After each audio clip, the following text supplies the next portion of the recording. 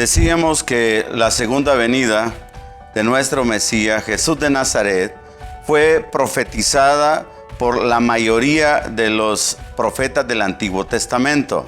Leíamos cómo en Isaías, el profeta Isaías vio las dos venidas. El profeta consideró y vio que el Señor le mostró a él, por decirlo de esta manera, en Isaías 61, que veíamos cómo el Señor le mostró las dos venidas, ¿verdad? La primera venida y la segunda venida, cuando Él habla del día de la venganza del Dios nuestro. Ahora, yo quiero que veamos que no solamente fue el profeta Isaías el que vio tanto la primera venida como la segunda venida de nuestro Mesías. El Señor le mostró a otros profetas, y hay una profecía muy tremenda, muy exacta, que está en el libro del profeta Daniel. Daniel, recordemos, él fue llevado al exilio de Babilonia, y estando allá, el Señor le mostró los eventos acerca de la primera y de la segunda venida. Hay una profecía que todos la conocemos como las 70 semanas de Daniel. No vamos a entrar en detalle porque esa porción de la escritura en el capítulo 9 de Daniel, básicamente él revela el tiempo exacto, el año cuando nuestro Mesías iba a manifestarse a Israel. De tal manera que el Señor le concedió al profeta Daniel algo sumamente importante. Daniel recibió en esa escritura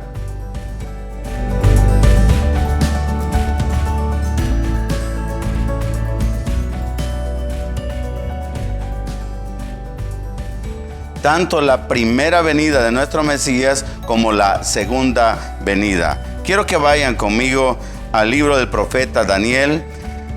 Vamos a leer toda la porción, aunque no vamos a entrar en detalle porque este estudio no es acerca de las 70 semanas de Daniel, sino de la segunda venida. Pero quiero apoyar la segunda venida en una escritura que está aquí en el libro del profeta Daniel.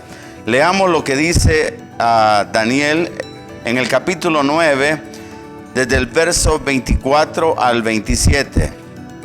Recuerden, Daniel está orando. Daniel sabe que el tiempo del cautiverio se está terminando y él está orando. Por eso está pidiendo misericordia. Y en medio de la oración, el Señor lo interrumpe y le muestra cosas increíbles de lo que iba a suceder en los tiempos venideros de Daniel. Dice el verso 24: 70 semanas están determinadas sobre tu pueblo y sobre tu santa ciudad, para terminar la prevaricación, poner fin al pecado y expiar la iniquidad, para traer la justicia perdurable y sellar la visión y la profecía y ungir al santo de los santos. Verso 25. Sabe pues y entiende que desde la salida de la orden para restaurar y edificar a Jerusalén hasta el Mesías príncipe, habrá 7 semanas, y 62 semanas se volverá a edificar la plaza y el muro en tiempos angustiosos. Verso 26. Y después de las 62 semanas se quitará la vida al Mesías, mas no por sí. Y el pueblo de un príncipe que ha de venir destruirá la ciudad y el santuario, y su fin será con inundación, y hasta el fin de la guerra durarán las devastaciones. Y por otra semana, verso 27, confirmará el pacto con muchos.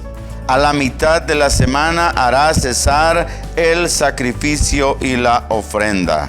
Después, con la muchedumbre de las abominaciones, vendrá el desolador hasta que venga la consumación y lo que está determinado se derrame sobre el desolador. ¿Se recuerdan? Estuvimos estudiando este versículo 27 en esta parte donde aparece el anticristo o el que causa desolación. Ahí dice que el desolador vendrá y juntamente cuando Él aparezca en escena va a llegar a su fin, y lo que está determinado sobre Él se cumplirá.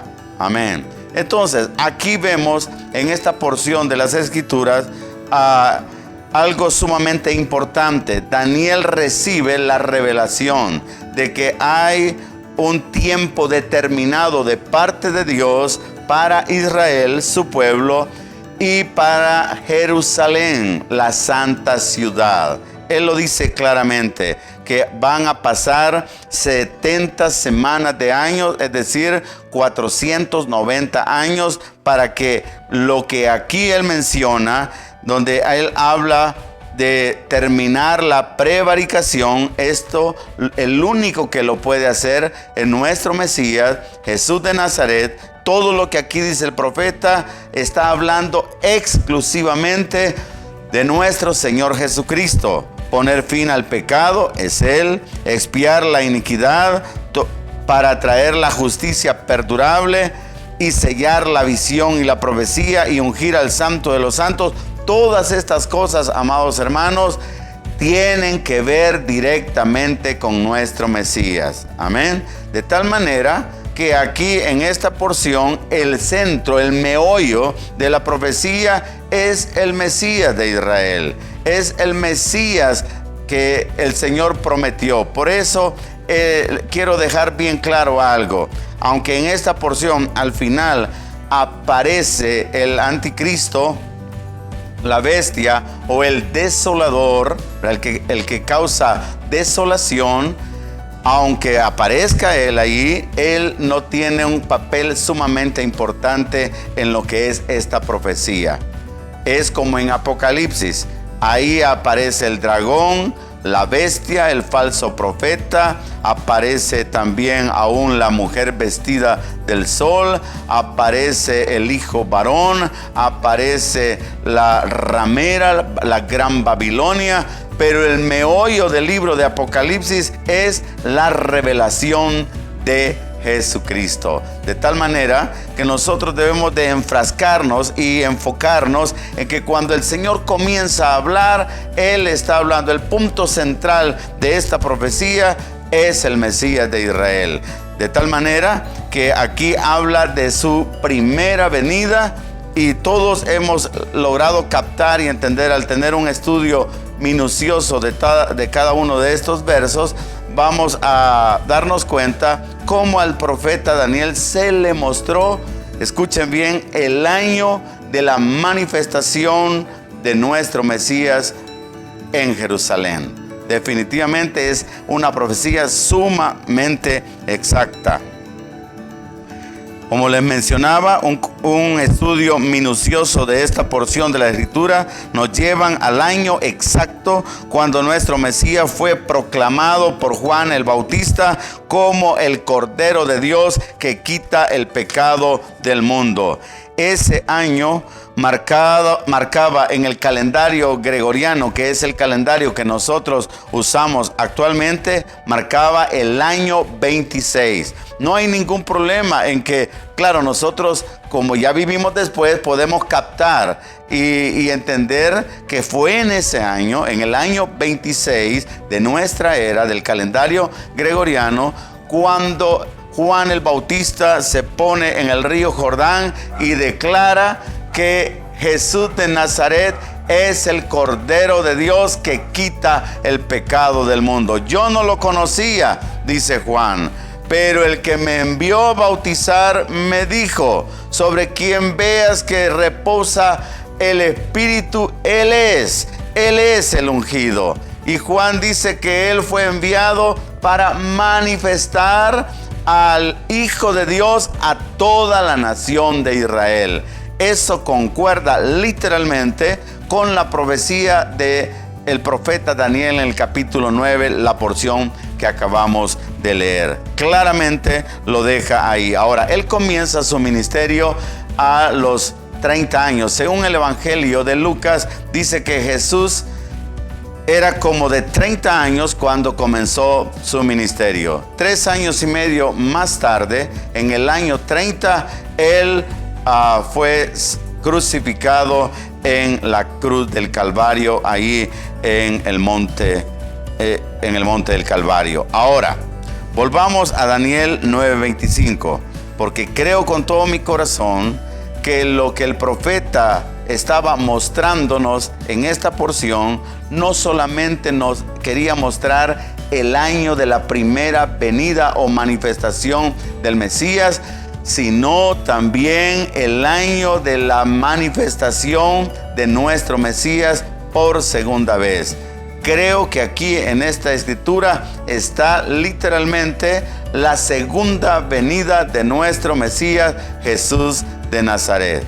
Antes de continuar, yo quiero decirles algo, amados hermanos. La escritura dice que el día y la hora nadie sabe, ¿sí? Nadie sabe. Ahora, nada nos dice con relación al mes y al año, y es bueno que nosotros entendamos. Pablo les había enseñado a sus iglesias el tiempo cuando el Mesías iba a venir por segunda vez. De tal manera que no es algo de que debemos de escandalizarnos, ¿verdad? Cuando oigamos lo que vamos a ver en esta sección, yo creo que debemos tener un corazón sencillo y no tener que, ¿cómo se dice? Tener que estar haciendo tantas conjeturas. No, la escritura es bien clara y nos va a dejar datos exactos, nos va a dejar cosas exactas. Por ejemplo, Noé sabía exactamente el día que el diluvio iba a venir sobre la tierra. Abraham supo exactamente el día cuando Sodoma y Gomorra iban a ser enjuiciadas con fuego desde los cielos. De tal manera, amados hermanos, que hay eventos que Dios literalmente se los revela a sus siervos, a los profetas, dice el libro de Amós, antes de que estos ocurran. Obviamente, la segunda venida es un evento que ya fue profetizado por Daniel, por Zacarías, por otros profetas, y no es malo que nosotros logremos captar y entender lo que ellos escribieron. Ahora, volvamos entonces a Daniel en el verso donde aparece algo sumamente importante, que es lo que quiero que veamos, porque estamos viendo que el Mesías viene después de la gran tribulación. Les decía en una de las sesiones anteriores que los que entremos a la gran tribulación vamos a saber exactamente el año de la venida de nuestro Mesías, porque ya sabemos que la tribulación dura 3 años y medio. De tal manera que ya vimos también que cuando la abominación desoladora sea puesta en el lugar santo, ahí arranca lo que es la gran tribulación. Entonces, cualquiera de nosotros que estemos viviendo en ese tiempo, sabremos con exactitud, tal vez no el día ni la hora, pero sí sabremos el año, porque sabremos contar. A partir de ese momento, 3 años y medio, termina la gran tribulación y aparece la señal del Hijo del Hombre viniendo con poder y gran gloria. Amén. De tal manera que no nos escandalicemos. Vamos a hablar ciertos años, porque creo que todos los acontecimientos mundiales que están sucediendo delante de nuestros ojos nos están señalando ese tiempo glorioso que viene. Tiempo de angustia, sí, pero tiempo de restauración. En Daniel 9:25 dice: sabe pues y entiende. Es muy importante tener sabiduría y entendimiento en lo que vamos a leer. Que desde la salida de la orden para restaurar y edificar a Jerusalén, no a Israel, a Jerusalén, hasta el Mesías príncipe, habrá 7 semanas. Los que hemos estudiado las 70 semanas sabemos que son semanas de años, ¿verdad? De tal manera que aquí el profeta dice claramente que desde la orden, se va a dar una orden para restaurar y edificar a Jerusalén. Y desde que se dé esa orden hasta el Mesías príncipe, habrán pasado 7 semanas de años, es decir, 49 años. Amén. ¿Estamos claros? Ahora, la palabra hebrea para restaurar es la palabra, la 7725 del Strong, es shuv. Esa palabra hebrea significa recobrar, recuperar o rescatar. Esto tiene que ver con poner algo o alguien en su posición original. Esta misma palabra se usa en Primera de Reyes, en el capítulo 13 y en el verso 6. Leamos lo que dice allí. Entonces respondiendo el rey dijo al varón de Dios: te pido que ruegues ante la presencia de Jehová tu Dios y ores por mí. Este rey, Jeroboam, había extendido su mano contra el profeta de Dios, y en el momento que Jeroboam extendió su mano contra el profeta, su mano se secó. Entonces aquí en el verso 6 dice que Jeroboam le pide al profeta que ore a Jehová su Dios, y para que mi mano, le dice, me sea restaurada. Es la misma palabra, restaurar a Jerusalén, para que mi mano sea restaurada. Y el varón de Dios oró a Jehová, y la mano del rey se le restauró y quedó como era antes. Shuv, es decir, volver a la textura que tenía su mano antes de que la alzara en contra del profeta, y se secó. Esa mano seca volvió a estar como estaba antes.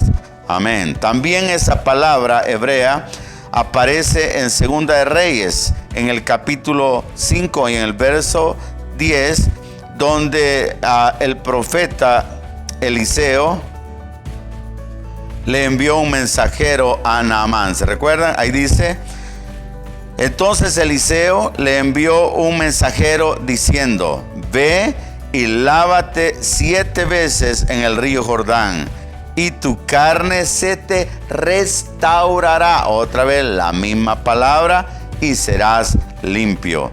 La piel de Naamán el sirio fue restaurada después de sumergirse en el río Jordán 7 veces. Es decir, que su carne volvió a ser como era antes. Por lo tanto, amados hermanos, la palabra restaurar significa literalmente volver a poner algo o a alguien en la posición y lugar que tenía antes. Amén. Ahora, Jerusalén fue puesta por el rey David como la capital del reino de Israel. En el segundo libro de Samuel, en el capítulo 5-7, dice: él estableció su palacio, hablando del rey David, allí, y desde Jerusalén gobernó a todo Israel.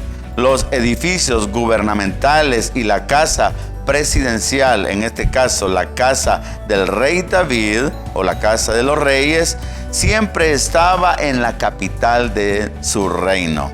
Jerusalén fue puesta como la capital del reino de Israel por medio del rey David. Amén. Esa ciudad fue también llamada la ciudad de David. El rey David conquistó Jerusalén, o la fortaleza de Sión, como se le conoce también, de las manos de los jebuseos. Eso está en segundo libro de Samuel 5, 6 y 7. Y la puso como capital de su reino. Esa capital, Jerusalén, como capital de Israel, pasó después igual de la misma manera cuando gobernó Salomón, el hijo de David. El problema fue que por los ídolos que había en el corazón de Salomón, el reino fue dividido en el reino del norte y en el reino del sur. El reino del norte, llamado Efraín o Israel, eran 10 tribus y su capital era Samaria. Pero en el reino del sur era Judá y su capital siguió siendo Jerusalén. Ahora, hasta el reinado de Joaquín, desde Roboán, el hijo de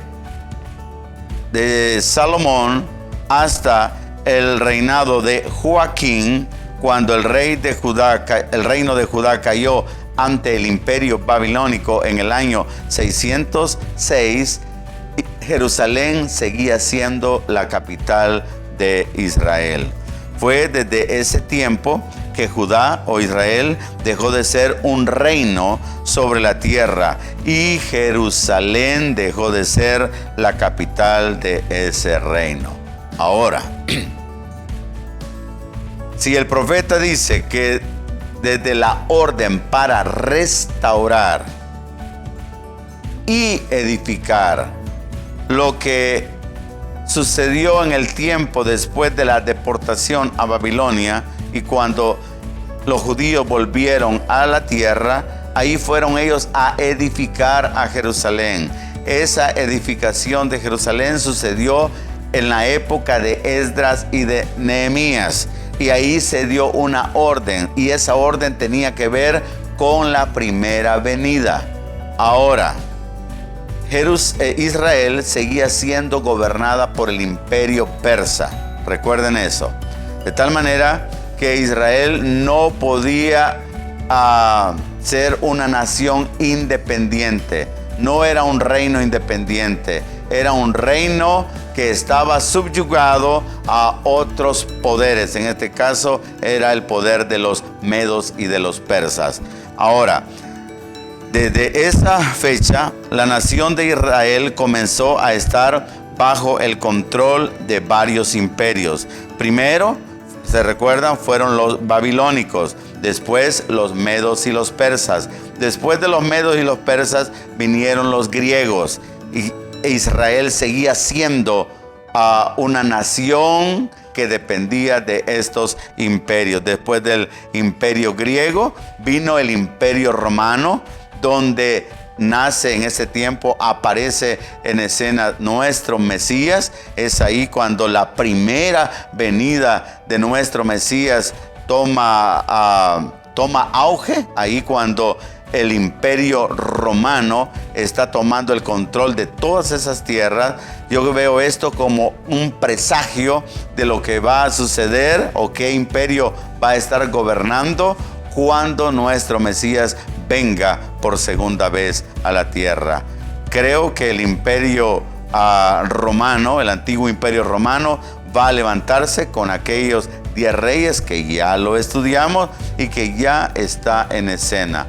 Ahora, después de que gobernaron los romanos, amados hermanos, Israel ha estado sometido a varios imperios.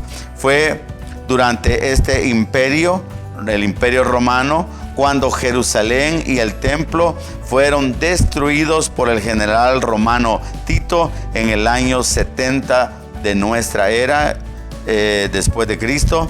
Desde ese año, los judíos fueron llevados cautivos a todas las naciones, y la tierra de Israel quedó bajo el dominio de varios imperios, siendo el último imperio que controló la tierra de Israel y de Jerusalén el imperio británico.